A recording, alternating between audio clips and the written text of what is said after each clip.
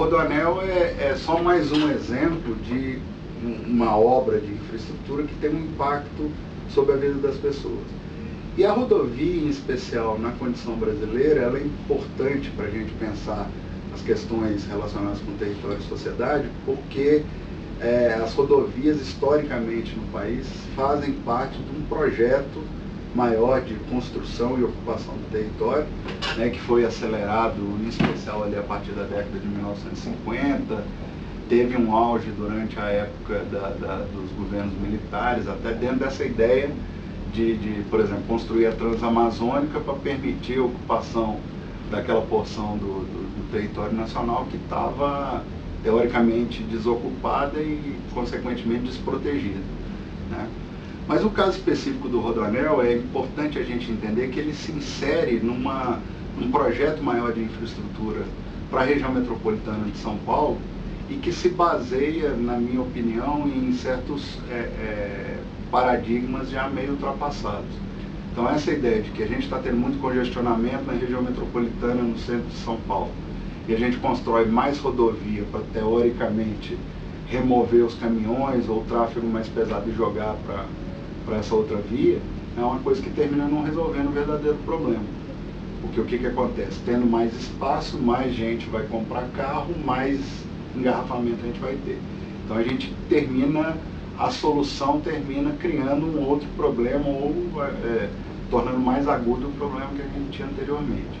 No caso do Rodoanel, é importante a gente pensar também que ele serve não só para essa ideia de integração regional ou de redução do tráfego nas regiões mais centrais da cidade de São Paulo, mas ele também vai cumprir uma função de infraestrutura logística, né? E isso aí é importante a gente ter em mente, que essa ideia de conectar as grandes rodovias do estado de São Paulo sem passar pelo centro da cidade de São Paulo, vai permitir a instalação, por exemplo, de uma série de indústrias, né? Se a gente for ver aqui a região do ABC, está se colocando agora, está assumindo cada vez mais um papel de importância dentro dessa estrutura de logística dentro do país, né? Conectando o interior de São Paulo, Minas Gerais, outras regiões do Sudeste com o Porto de Santos. E as escalas de poder vão se cruzar, né? E a materialização desse processo de tomada de decisão, que é a rodovia, no caso específico o Rodoanel aí, termina tendo um impacto que é muito local.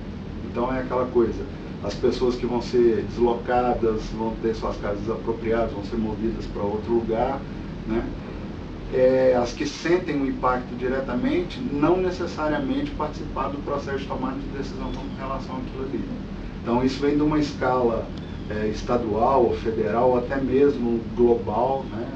Esse processo de tomada de decisão a gente vê cada vez mais com a globalização e a modernização das economias aí dos diferentes países, esse centro de tomada de decisão ele começa a ficar cada vez mais distante da gente aqui, né, no dia a dia, mas o impacto é a gente que sente. Além disso, além desse impacto social, uma obra como o Rodoanel vai ter um impacto ambiental gigantesco. Então, ele é criticado, foi muito criticado e continua sendo criticado por ambientalistas, por exemplo, atravessar áreas que são importantes por serem mananciais, né, grandes reservas de água, e que abastecem a região metropolitana de São Paulo.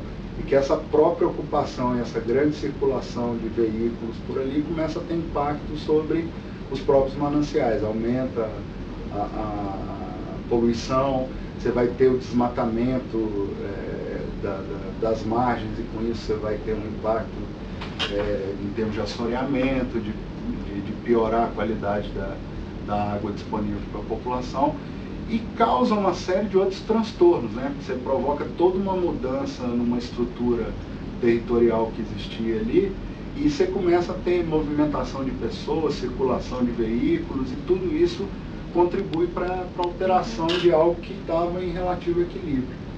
A parte do Rodoanel que ainda está para ser feita, né, conectando a Dutra até Caieiras, lá perto da Bandeirantes, já indo para o interior de São Paulo, vai passar por outras áreas que também vão gerar muito impacto, e aí vai ser muito mais impacto social, porque vai atravessar áreas que já tem uma densidade de ocupação maior, vai causar muito mais transtorno para muito mais gente.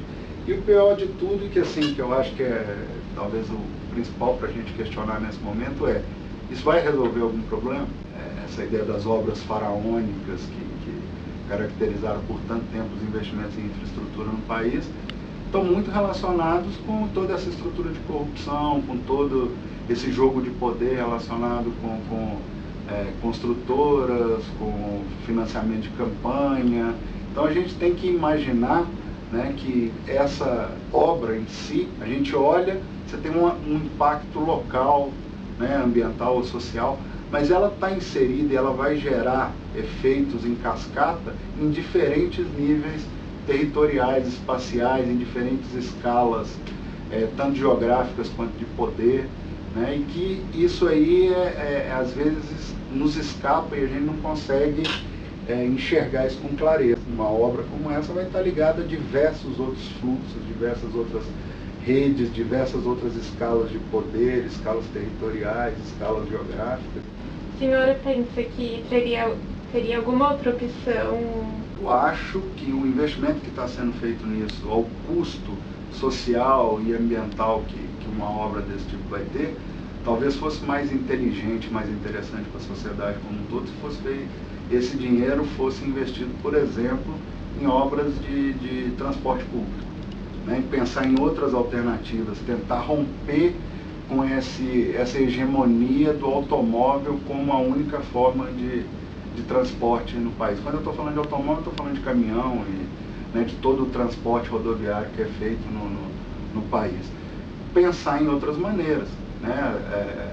A metropolização, essa conurbação, essa crescente urbanização do nosso modo de vida demanda mobilidade. As pessoas vivem em regiões metropolitanas, elas precisam se deslocar de um lugar para o outro. Os produtos também têm que circular de um lugar para o outro. Mas não é possível que a gente continue insistindo num modelo que já se provou ineficiente, né? O transporte rodoviário, ele é caro, ele é perigoso, ele é poluente, ele gera muito impacto. No bairro São Caetaninho, ali ó, já é o Rodoanel.